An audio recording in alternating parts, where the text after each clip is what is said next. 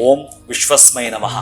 ನನ್ನ ಪ್ರೀತಿಯ ಬಂಧುಗಳೇ, ನೀವು ಮಾಡುವಂಥ ಸಾಧನೆಯಲ್ಲಿ ಯಾಕೋ ಬಹಳಷ್ಟು ವೇದನೆಗಳು, ಅಡ್ಡ ಆತಂಕಗಳು ನಮಗೆ ಅಡ್ಡ ಬರುತ್ತಿರ್ತವೆ.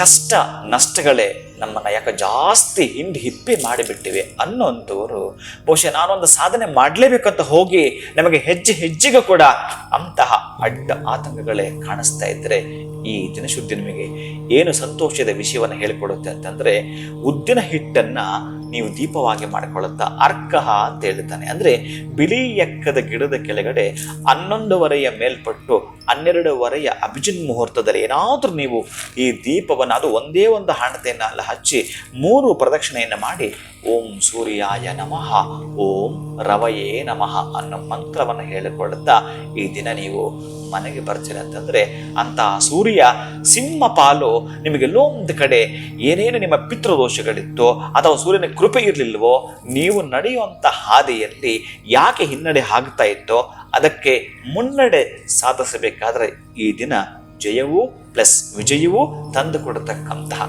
ದಿನವಾಗಿರುವಂಥದ್ದು. ಶುಭ ಭೂಯಾತ್, ಒಳಿತಾಗಲಿ.